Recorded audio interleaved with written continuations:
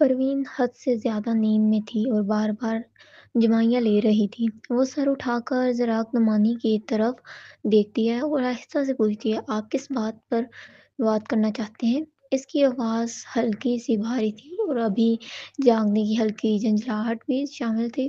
زراعت اس کی بھویں سختی سے سمٹ گئی۔ جیسین نے کہا، ہمیں جس سے بات کرنی ہے وہ بڑی بہن ہے محترمہ فروین آپ۔ لیکن اس سے پہلے کہ وہ بات پوری کرتا ہے، اسے اچانک خیال آیا۔ وہ یقین نہ آنے والے انداز میں پروین کی طرف دیکھتا ہے، پھر زراعت کی طرف مڑ کر کہتا ہے، باز۔ زراعت نے نظریں جھکا لی اور ہونٹوں پر ہلکی سی مسکراہٹ آ گئی۔ اچھا، تو محترمہ پروین ہی queen school of martial arts کی بڑی بہن ہے؟ برا نہ مانے، کیا آپ واقعی میرے اور آئرہ کے معاملات میں مداخلت کرنا چاہتی ہیں؟ اس کی آواز تھی اور انداز غیر معمولی طور پر پرسکون۔ آئرہ اور میرے درمیان کچھ غلط فہمیاں ہیں، بس مجبوریوں کی معمولی نوک جھوک۔ آپ اور سالس کی محبت کو دیکھتے ہوئے آپ سمجھ سکتی ہیں نا، آپ دو محبت کرنے والوں کے درمیان دیوار تو نہیں بنے گی۔ پروین نے ذرا کی طرف دیکھا اور کہا، آج کل عورتیں خود مختار ہیں۔ آئرہ آپا ہمارے ساتھ رہنا چاہتی ہیں یا نہیں، یا آپ کے ساتھ جانا چاہتی ہیں یا نہیں، یہ ممکن طور پر انہی کا فیصلہ ہوگا۔ ذرا پروین نے پھر بونیں اٹھائی، انہیں چھوڑ دیجیے تو میں آپ سب کو خیریت سے نکلنے دوں گی، ورنہ مسٹر نمانی بہتر ہے تم نئے سال کی کاؤنٹ ڈاؤن بھی یہیں کر لیجیے۔ ذرا کا چہرہ سختی میں ڈھل گیا۔ اس کے برابر میں کھڑے جیسین نے کہا، باس ہم ابھی انہیں چھوڑ دیتے ہیں، بعد میں کوئی اور طریقہ نکال لیں گے، خاتون کو واپس لے جائیں۔ زراعت نے گہری سانس لی اور آئرہ کی طرف دیکھا۔ اس نے سوچا تھا کہ استھم اور مہدی خاندان کی صلاحیتوں کے باوجود وہ اسے امریکہ میں روک نہیں سکیں گے۔ اس کے وہم و گمان میں بھی نہ تھا کہ queen school of martial arts اور نیو یارک کی انڈر ورلڈ فورس میں شامل ہو جائیں گی۔ اگر سیدھا ٹکرا ہوا تو اس کے سو کے قریب کرائے گے جنگجو برباد ہو جائیں گے۔ ذرا ایسے آدمی تھے جو وقت ضرورت پیچھے ہٹنا جانتے تھے، لیکن آئرہ کو یوں ہی چھوڑ دینا اسے گوارا نہ تھا۔ ادھر تینوں بچے اونچی ایڑیوں پر کھڑے تماشا دیکھ رہے تھے۔ زینڈر نے پوچھا، کیا وہ دادی کو جانے دیں گے؟ اسماعیل نے جواب دیا، وہ سخت مزاج دادا ضرور چھوڑ دیں گے۔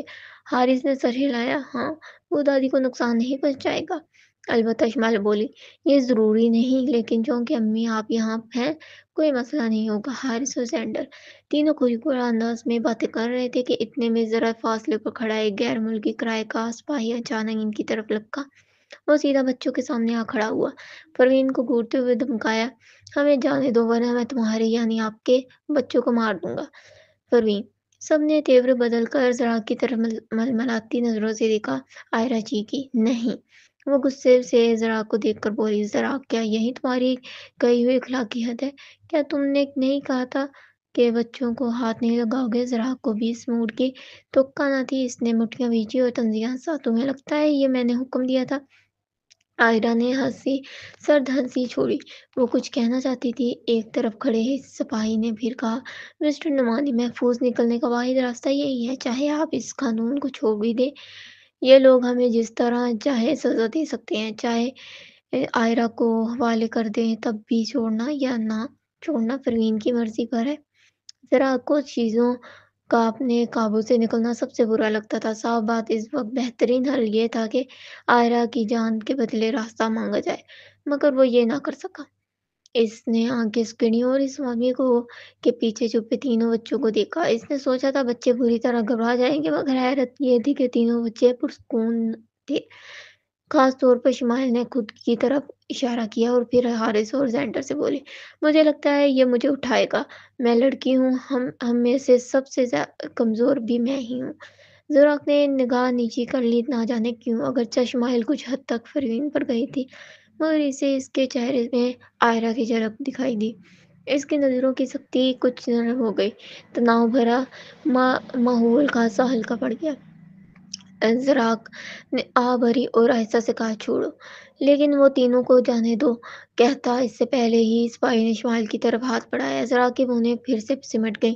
آئرہ نے بھی ایک قدم بڑھایا اور چلائی، اسماعیل کو چھوڑ دو۔ ہر کوئی بچے کو چھڑانے کو لپکا، صرف پروین اپنی جگہ پر سکون کھڑی تھی۔ اگلے ہی لمحے جیسے ہی وہ آدمی اسماعیل کو پکڑنے لگا، اچانک ایک چیخ بلند ہوئی۔ اس نے وہ بازو फ़ौरन पीछे खींचा और कदम 2 कदम का लड़खड़ा कर हटा। इसका बाजू सीधा तन गया था और इसमें कई सुइयाँ जो बेबस थीं। इसके अलावा और इस बाजू में एक खंजर भी बेबस था। खून टपक रहा था, मंज़र देखना मुश्किल था। वो खंजर हारिस ने मारा था। क्वीन में कुछ अरसा तरबियत के बाद वो खासी महारत सीख चुका था। सालिस ने इसके लिए ये खंजर तब खास बनवाया था जब वो और ज़ेंडर अगवा हुए थे। इंतहाई मज़बूत और सुइयाँ ज़ेंडर ने बोई थी। हाल के दिनों में वो अपने आप परवीन से सीख रहा था कि जिस्म में कौन से हिस्से में वार ज़्यादा तकलीफ देता है और इसे बाजू के 2 मखसूस मकामात याद थे। मज़ीद ये कि इसने अम्मी से ख़ास सुइयाँ बनवा कर ली थी, वो इन्हें हर वक़्त साथ रखता और इसे अपना बचाव का हथियार कहता। शमाइल ने हारिस और फिर सेंटर की तरफ देखा, फिर मुँह फुलाकर बोली, "अम्मी, आप और अब्बू बहुत जानबदार हैं। मेरे पास अपने बचाव की कोई चीज़ क्यों नहीं है?"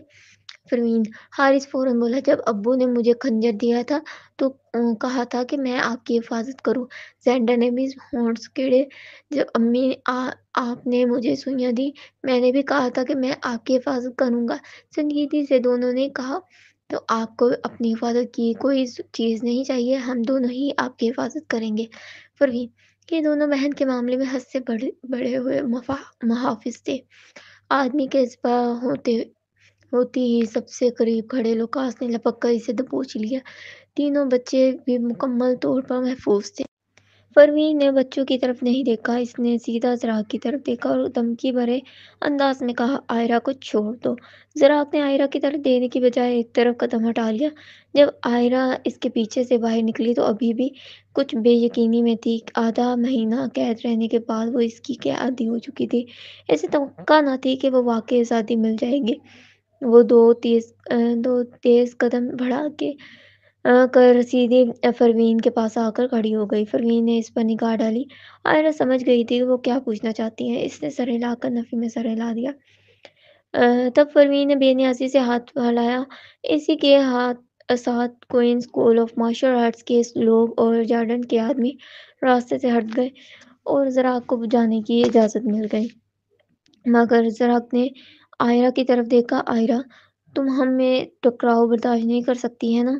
मैं जानता हूँ तुम्हें मेरे ज़ख्मी होने का खौफ है, यानी अब भी तुम्हारे दिल में मैं कोई जगह है, तो हम साथ क्यों नहीं रह सकते? आयरा ने नज़रें झुका ली और बेआवाज़ साठ भरकर बोली, अ, ज़रा आप जानते हो मेरी ज़िंदगी की सबसे बड़ी नदामत क्या हुई? क्या है? ज़राक फ़ौरन बोला, वो कि तुम उस वक़्त मेरे साथ नहीं गई। आयरा ने फीकी मुस्कुराहट होंठों पर लाई। इसे समझ ना आता कि इस आदमी का इतना हज़म कहाँ से आता। वो एक-एक लफ़्ज़ छिपाकर बोली, मेरी सबसे बड़ी नदामत तुमसे मिलना है। अगर तुमसे मुलाकात ना होती तो शायद मैं पूरी ज़िंदगी पुरसुकून से जी लेती। जब चाहती खुशी-खुशी तलाक ले लेती और जहाँ चाहती चली जाती। बजाय इसके कि तुमने मुझे न्यूयॉर्क के मुज़ाफ़ात में 20 बरस कैद रखे। ज़रा ने यकीन आने वाले लहजे में कहा, आयरा, मैं नहीं, तुम मुझे भड़का रही हो, वरना तुमने परवीन से मुझे इतनी आसानी से जाने क्यों दिया? आयरा ने सर झुका लिया। मैं बस ये चाहती हूँ कि मेरा तुमसे कोई लेना देना ना रहे। अपने आप की इज्जत करो और आइंदा ना मेरे करीब आओ, ना मेरी जिंदगी में खलल डालो। ये कहकर आयरा परवीन के साथ पलट गई और लुकास वगैरह भी उनके पीछे पीछे रुखसत हुए। इधर सिर्फ जराक और उसके आदमी रह गए। बक्का अक्का बक्का जरा देर तक उस सिमट तकता रहा जिधर आयरा गई थी। फिर वो जैसीन की तरफ देख कर बोला, बताओ जैसीन, क्या वाकई मुझसे गलती हुई? जैसीन ने आस भरी, बाज चले घर चलते हैं। जराक ने सर हिलाया, उसके बगैर मेरा घर कहाँ? जसीन खामोशी से खामोश हो गया। इसके बॉस की मोहब्बत हद से बड़ी हुई थी।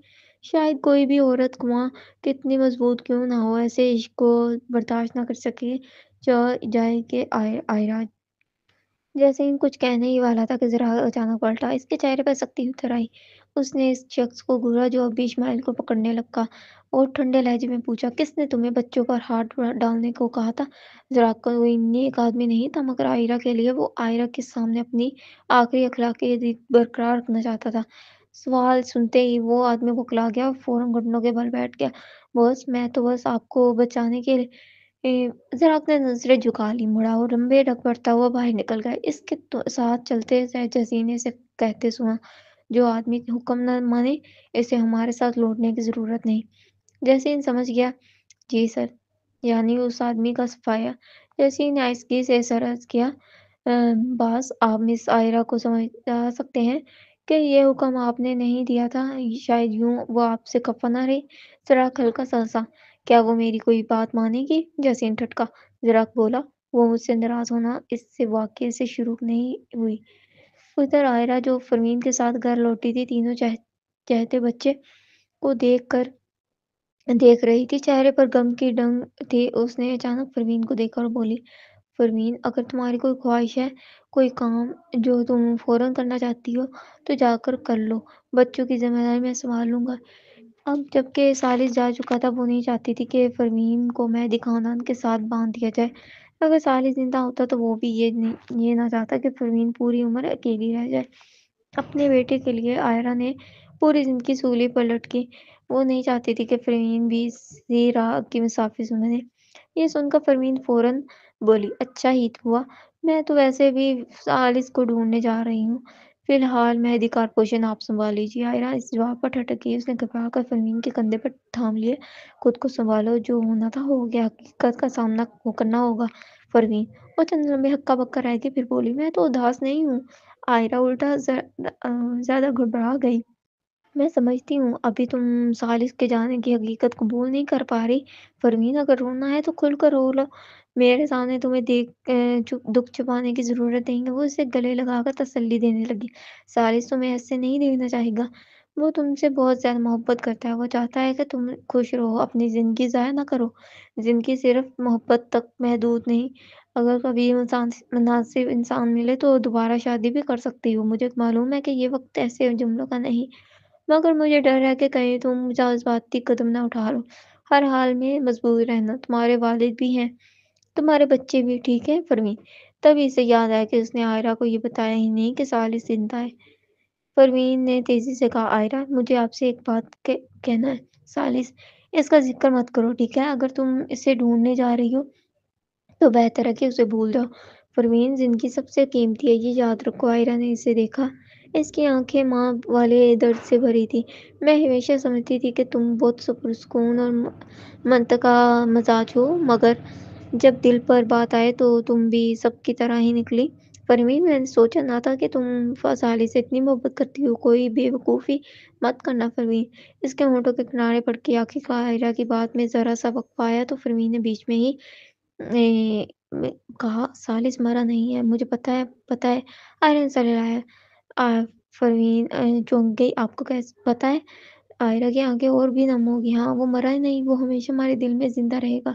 फरवीन, आयरा ने आवरी और इसका हाथ थाम लिया। तुम्हें इसके साथ जीना है। साली सिर्फ छुपे 26 बरस की उम्र में इस दुनिया से रुखसत हुआ।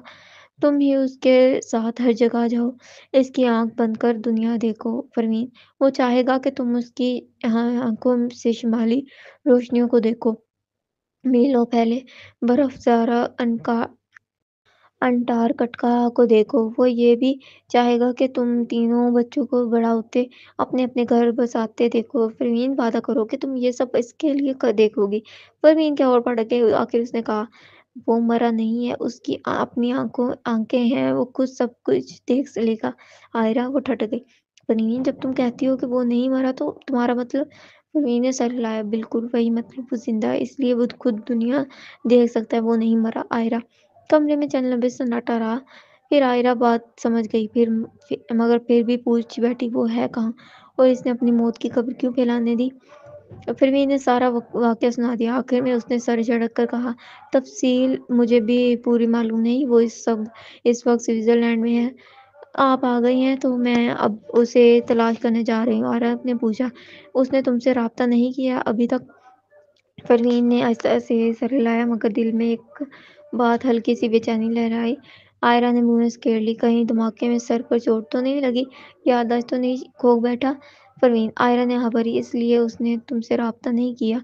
वो तुम्हें भूल चुका है परवीन। तुम्हें फौरन जाना चाहिए। मगर मुमकिन है कि इसे किसी ने बचा लिया होगा। और होशोबाज में वो अपने मददगार को ही महबूब समझ बैठा हो। अगर ऐसा है तो परवीन जल्दी करो, उसे घर ले आओ। परवीन, یہ کیا کوئی ڈرامہ چل رہا تھا یا ناول؟ اتنی گھسی-پٹی کہانی بھلا حقیقت میں کیسے؟ پروین کے ہونٹوں پر مسکراہٹ آئی۔ خیر مجھے اب سوئٹزرلینڈ نکلنا ہے، اس لیے اندرونی معاملات آپ سنبھال لیجیے اور بچوں کا خیال بھی آپ کو ہی رکھنا ہے۔ سوئٹزرلینڈ کے سفر میں نہ جانے کیا کیا خطرات تھے اور V16 کی خبر بھی ابھی دھند میں تھی۔ ملک سے باہر قدم رکھتے ہی پرسکون کے دن کم اور خطرات زیادہ تھے، اس لیے پروین کسی صورت بچوں کو ساتھ نہیں لے جاتی۔ عائرہ نے بات سمجھ لی۔ مجھے نہیں معلوم تم دونوں کیا منصوبہ بنا رہے ہو، مگر اگر ثالث کو مجبوراً اپنی موت کا ڈرامہ کرنا پڑا تو بات یقیناً بہت سنگین ہے۔ تم دونوں تو جو طے کیا ہے میں اس کی پشت پر چٹان بن کر کھڑی ہوں۔ سو پروین بے فکر کر جاؤ، بچوں کو میرے سپرد چھوڑ دو، ذرا سی بھی پریشانی نہیں ہوگی۔ پروین نے سر ہلایا۔ کمپنی کی ذمہ داری عائرہ کے حوالے کر کے وہ پروین باہر آ گئی۔ تب دوپہر ہو چکی تھی۔ وہ ایک دن بھی ضائع نہیں کرنا چاہتی تھی۔ چنانچہ اس نے لیلی سے کہا کہ اس رات کی سوئٹزرلینڈ کی فلائٹ بک کر دے۔ بس مسئلہ یہ تھا تینوں بچوں، خاص طور پر شمائل کو کیسے بتایا جائے کہ ماں کو کچھ دنوں کے لیے جانا ہے۔ شمائل ماں سے بہت چپکی رہتی تھی۔ پہلے تو جب پروین سوتی تھی تب بھی وہ اسی کے کمرے میں رہتی تھی۔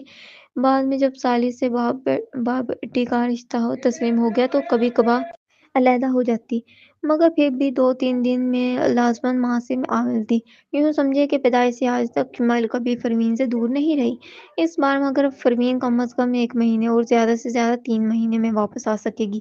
وہ سمجھ نہیں پا رہی تھی کہ شمائل کو کیسے سمجھائے۔ اسی الجھن میں تو کہ حارث اور زینڈر اپنے کمروں سے نکل آئے۔ دونوں نے پروین کی طرف دیکھا۔ مام، کیا آپ سوئٹزرلینڈ جا رہی ہیں؟ پروین نے سر ہلایا۔ اس نے دیکھا کہ دونوں بچے کے پیچھے شمائل بھی کھڑی ہے۔ پروین نے کنگال کر آہستگی سے کہا، اس بار میں تم تینوں کو ساتھ نہیں لے جا سکتی۔ گھر میں رہ کر ایک دوسرے کا خیال رکھنا، ٹھیک ہے؟ حارث اور زینڈر نے ایک دوسرے کی طرف دیکھا۔ کوئی مسئلہ نہیں، یقیناً۔ شمائل نے منہ پھیلا لیا۔ موم، کیا آپ شمائل کو ساتھ نہیں لے جا سکتی؟ مجھے گرینڈ آنٹ کی یاد آ رہی ہے۔ پروین نے سر نہ میں ہلایا۔ اس بار مجھے وہاں کچھ خاص کام ہے، جیسے ہی ممکن ہو واپس آ جاؤں گی۔ شمائل نے گردن جھکا لی۔ اس کے یوں ٹوٹے دل والا انداز دیکھ کر پروین کا دل پگھل گیا۔ وہ کچھ کہنے ہی والی تھی کہ شمائل نے سر اٹھا لیا۔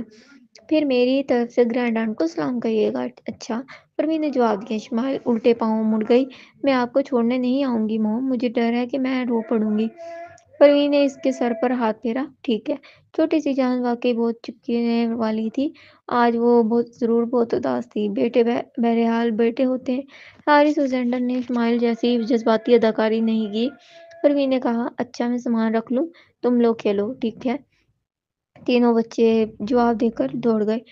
پروین نے سامان باندھا اور رخصت ہونے کو نکلی، مگر یاد آیا کہ شمائل نے کہا تھا الوداع میں دل ٹوٹے گا، اس لیے پروین سیدھا گاڑی میں بیٹھ گئی، ایئرپورٹ روانہ ہو گئی۔ مگر ایئرپورٹ پہنچنے ہی عائرہ کی کال آئی، پروین، بچے گھر پر نہیں ہیں۔ یہ سنتے ہی پروین کے دل میں بجلی کون گئی۔ پروین نے آنکھیں سکیڑی اور تیز نگاہوں سے سامنے دیکھنے لگی۔ بچے لاپتہ ہیں۔ زراعت نعمانی ابھی ملک سے نکلا بھی ہوگا۔ کیا وہ پلٹ آیا ہے؟ وہ یہ خیال ابھی بھی پن نہیں رہا تھا کہ اسے ایک بات سوجھی۔ وہ ٹھٹکی، آہستہ سے گردن موڑی اور گاڑی کے ٹرنک کی طرف دیکھا۔ چند لمحے خاموش رہنے کے بعد وہ آگے بڑھی۔ ٹرنک کھولا تو اندر تینوں ننھے شرارتی گول ہو کر دبکے بیٹھے تھے۔ سب سے اندر سمٹی ہوئی شمائل نے پاؤں سیدھے کرنے کی کوشش کی۔ حارث، آپ میری جگہ میں آ رہے ہیں؟ حارث تھوڑا سا سرکا۔ آپ ٹھیک ہے؟ زینڈر بولا۔ آپ میری کمر پر ٹھڈا مار رہے ہیں پروین، اس نے ہلکا سا ڈنگارا۔ تینوں نے چونک کر سر اٹھایا مگر جھپکا کر بولی، موم، کیا ہم ایئرپورٹ پہنچ گئے؟ واہ، کتنی جلدی۔ اس کی آخری آواز کی کھنچاؤ نے پروین کو ہنسا بھی دیا، مگر یہ حرکت واقعی خطرناک تھی۔ ٹرنک میں چھپ کر یہاں تک آنا، خاص کر جب وہ راستے میں تیز بھی چلاتی ہے۔ غنیمت یہ رہا کہ ہائی وے ہموار تھی اور وہ بورڈنگ میں وقت تھا، اس لیے آہستہ چلتی آئی۔ پروین نے خفگی سے کہا، آپ لوگوں کو کس نے اجازت دی کہ ایسا کریں؟ شمائل نے فوراً اس کی باہیں تھام لی۔ لیکن موم، مجھے آپ سے جدا ہونا اچھا نہیں لگتا۔ پروین نے نظریں جھکا کر گہری سانس لی۔ مجھے بھی آپ سے جدائی پسند نہیں، مگر سوئٹزرلینڈ میں میرا بہت ضروری کام ہے، اس لیے میں آپ لوگوں کو ساتھ نہیں لے جا سکتی۔ شمائل جھٹ سے بولی، مجھے معلوم ہے آپ زینڈر کے بیماری کی دوا ڈھونڈنے جا رہی ہیں نا، تو پھر ہمیں لازماً ساتھ چلنا چاہیے۔ میں موم کو भी कर सकती हूँ। परवीन ने सख्ती से कहा, नहीं। हारिस बोला, लेकिन मॉम हम वाक़ई आपसे दूर नहीं जाना चाहते। अभी तो हम आपके पास आए ही थे, ऊपर से वो टर्नट भी गया नहीं। अगर आप भी चली जाएँगी तो हम। वो जुमला अधूरा छोड़ गया, मगर बात साफ थी। एहसास हारिस के दिल में अदम तहफ़्फ़ुज़ जाग उठा था। परवीन का दिल नरम पड़ा, फिर भी खुद को सँभाला। बस मज़ीद बात नहीं, मैं रजिस्ट्रार अंकल से कह कर आप तीनों को घर भिजवाती हूँ। इस बार आप हरगिज़ मेरे साथ नहीं जाएँगे। खतरा इतना बड़ा था कि बच्चों को साथ ले जाना नामुमकिन था। वो ड्राइवर से बात करने को मुड़ी ही थी कि अचानक नन्हा हाथ इसकी कलाई पर ठहरा। इसने नीचे देखा, ज़ेंडा इससे तक रहा था। चमकते तीखे दांत, शरारती मगर सच्चे लहजे के साथ बोला, मॉम आपने कहा था आप कम से कम 1 महीने से ज़्यादा 3 महीने वापस ना आ जाएंगी। लेकिन अगर आपको B60 ना मिला तो 3 महीने बाद क्या आप मेरी तदफीन के लिए वापस आएंगी? जैसे मैंने बटर स्कॉच और मिट्टी में दफन किया था, क्या आप मुझे भी वहीं सुला देंगी? ये जुमले फरमीन की सारी दुआएं तोड़ गए। वो झुक गई, सैंडर को बाहों में लेकर बोली, नहीं ऐसा नहीं होगा। सैंडर घबराओ नहीं, मैं ज़रूर तरक्याती ढूँढ लूँगी। सैंडर ने मुस्कुरा कर कहा, मगर ये भी तो मुमकिन है कि ना मिले। इसी सूरत में मेरे पास सिर्फ 3 महीने हैं। इन 3 महीनों में मैं बस आपके साथ रहना चाहता हूँ और इस टर्नट के साथ भी। परवीन साकत रह गई। सच तो ये था कि वो हर पल यही तो सोच रही थी। सैंडर के पास वक्त कम है, इसलिए हर वक्त हर कीमत पर हर राह निजात ढूंढनी है। मगर इसने ये सूरत ही ना किया कि तसव्वुर ही ना किया कि अगर राह ना मिली तो क्या वो ज़ेंडर की ज़िंदगी के आखिरी महीनों में उससे दूर रहेगी। आखिरकार वो मान गई, ठीक है आप तीनों मेरे साथ चलेंगे। ये इस्माइल ने उछलकर इसकी गर्दन में बाहें डाली। मॉम, मेरी मॉम सबसे बेस्ट है, अब हम अलग नहीं होंगे। हारिस ने सुकून से सांस ली। ज़ेंडर के चेहरे पर भी बहादुर सी मुस्कुराहट आ गई। मर्द से नस की बात निकलती तो वो दिल में डर ज़रूर महसूस करता, मगर अगर मॉम की बाहों में जान निकले तो मौत भी इतनी होशनाक ना लगे।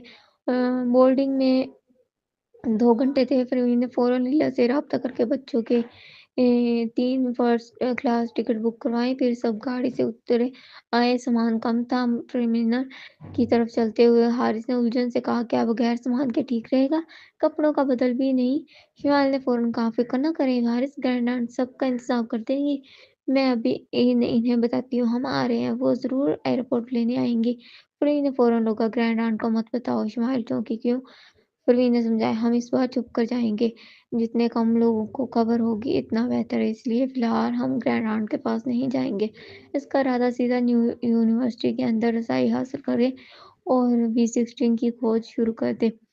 टरवीन और बाकी तजुर्बाती मज़ामीन ज़रूर इस पर नज़र रखे हुए थे, खास तौर पर वो माहिर फाइटर। लिहाजा ज़्यादा से ज़्यादा गुमनामी। शिमाल मायूस हुई, अच्छा समझ गई। वो ग्रैंड ऑन्ट को या वो याद कर रही थी, फिर भी समझदारी से सर हिलाया, ओके डोके। 15 घंटे बाद जहाज पर बरन स्विट्जरलैंड में उड़ा। परवीन जहाँ 5 बरस रह चुकी थी, रास्ते हवा लोगों सबसे मनहूस थी। इसने सूटकेस खींचा, ट्रॉली के ऊपर शिमाल बैठी थी। दाएं बाएं सेंटर और हारिस साथ चल रहे थे। चारों बाहर निकले। 411 चेहरे थे, मगर इस्माइल और जेंडर बैरून मुल्क पले बड़े थे। इन्हें कुछ अजीब न लगा। हारिस ने भी बहुत कुछ देख चुका था, सो वो भी पुरसुकून था। वो चारों जैसे ही एग्जैक्ट की तरफ बढ़े, फ्रेम यकायक ठटकी। सामने इसे एक मनहूस सा सरापा दिखाई दिया। वो संभल दी कि इस्माइल पहले ही सूटकेस से फिसलकर नीचे आ गई। तेजी कदमों से भागती हुई पुकारा, डैडी। परवीन भी कुछ लम्हों के लिए हक्का बक्का रह गई। सामने वाले मर्द के पहलू में नुमाहां झलक सारे से बिल्कुल मिलती थी, खासकर नत्थ की उभरी हड्डी और जबड़े की मजबूती में। रात तो बिल्कुल वैसी ही थी। वो जानती थी कि सारे स्विट्जरलैंड में हैं, इसीलिए तो वो इसे ढूंढने आई थी। मगर यहाँ पहुंचते हुए चारों ने पूरी राजदारी बरती थी। हत्ता कि जब उन्होंने टिकट खरीदा तो फरशाद ने उनकी शिनाख्त छुपाने में मदद की थी। लिहाजा किसी को खबर ही नहीं हुई कि चाहे थी कि वो स्विट्जरलैंड आ गई है। फिर सालिस यहाँ कैसे? और अगर वो वाकई यहाँ आ गया तो इसकी मौत یعنی فرضی موت تو بیکار ہو گئی۔ ابھی وہ یہ سوچ رہی تھی کہ شمائل دوڑتی ہوئی آگے بڑھی، وہ جیسے ہی سالس کے باہر رسوخ کو چھونے ہی لگی، اچانک چند سیاہ لباس باڈی گارڈ لپکے اور اسے روک دیا۔ چھوٹی بیبی قریب مت آئیں، ٹھیک ہے شمائل، اس نے پلکیں جھپکائیں۔ وہ سامنے اس شخص کی طرف اشارہ کیا۔ میں تو ڈیڈی کے پاس جا رہی ہوں۔ وہ کچھ بھی کہتی باڈی گارڈ نے اسے آگے بڑھنا مت نہ دیا۔ مجبوراً وہ اونچی آواز میں پکارنے لگی، ڈیڈی ڈیڈی، میں شمائل ہوں، کیا آپ مجھے پہچانتے ہیں؟ پروین الجھی ہوئی اس کی طرف بڑھی۔ شاید یہ شور سن کر سالس نے آہستہ سے سر موڑا اور جیسے ہی اس نے چہرہ سامنے کیا، پروین اور شمائل دونوں ٹھٹک گئیں۔ سامنے والے شخص کے روپ سے تو سالس کوئی ہو بہو نقل لگتا تھا، مگر روبرو دیکھنے پر مشابہت بس 30% رہ جاتی تھی۔ چہرہ زرد سا انسان، آنکھوں میں ہلکی سی نکہت، وہی نازک پن جو سالس کی آنکھوں میں بھی کبھی کبھی لگ جاتا، مگر ہونٹ سالس سے ذرا مڑے تھے اور چہرے پر میک اپ، بھاری فاؤنڈیشن نے اس کی رنگت بدلی ہوئی تھی۔ انداز میں ناسوانی سی جھلک جو سالس کی سرد بے اختیار باوقار اور دلکش مزاج سے بالکل مختلف تھی۔ شمائل کو دیکھ کر وہ ذرا ٹھٹکا، پھر مدم سا کہہ کر گیا، تم میری فین ہو؟ آج کل کے مداح بھی کیا ستاروں کا پیچھا کرتے ہوئے بچے لے آتے ہیں؟ فین ستارہ پرستی؟ پروین حیران رہ گئی۔ ہاں کیلون، ادھر دیکھیں۔ پروین ابھی سنبھل بھی نہ پائی تھی کہ چند لڑکیاں جو ادھر ادھر کھڑی تھیں آگے لمکی۔ ہمیں معلوم ہوا کہ آپ فلم کی شوٹنگ کے لیے سوئٹزرلینڈ آ رہے ہیں، تو ہم تب سے آپ کے پیچھے ہیں۔ کیلون آٹوگراف دیں گے؟ کیلون ہارٹ کے لبوں پر ہلکی سی مسکراہٹ آئی۔ اس نے کھانسی کے ہاتھ منہ پر رکھا، پھر آگے بڑھ کر فین کی نوٹ بک لی اور روانی سے دستخط کر دیے۔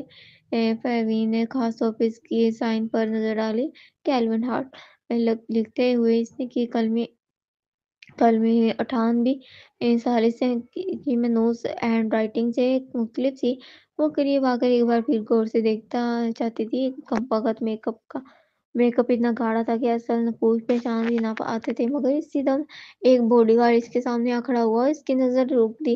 کیلون نے دستخط واپس کیے اور فین محبت سے بولی، ہم ہمیشہ آپ کا ساتھ دیں گے۔ ہمیں معلوم ہے کہ آپ بیرون ملک شوٹ پر رہتے ہیں، مگر آپ جہاں بھی ہوں گے ہمارے دل کے پاس ہوں گے۔ کیلون کے ہونٹ مسکرائے، اس کی آواز دھیما بلہجہ ٹھہراؤ میں لیے تھی۔ شکریہ۔ یہ دو لفظ سن کر پروین اور شمائل پھر ٹٹ گئی۔ ہاں یہی بات تھی، آواز بھی سالس جیسی، بس فرق اتنا تھا کہ سالس کی آواز اور گہری اور بھاری تھی، پروین کی نگاہیں کیلون پر اور دکھیلی۔ دل چاہا کہ اس کا میک اپ کچھ کر اصل چہرہ دیکھ لے۔ اس کی نظر کچھ زیادہ ہی تیز تھی۔ کیلون نے بھی سر موڑ کر دیکھ لیا۔ وہ جھک کر شمائل کے بال ہلکے سے بکھیرتا ہوا بولا، کیا تمہاری امی گھر میں روز میری ویڈیو چلا کر تمہیں کہتی ہے کہ یہی تمہارے پاپا ہیں؟ بس اسی غلط فہمی میں آ گئی ہو محترمہ، ایک فین کی طرح مقبول ہو رہے ہیں۔ یہ کہہ کر وہ دوستانہ سا مسکرایا پلٹ گیا۔ پروین آگے بڑھنا چاہتی تھی، مگر باڈی گارڈ نے روک دیا۔ مسٹر ہارٹ بہت تھکے ہوئے ہیں، براہ کرم واپس جائیں۔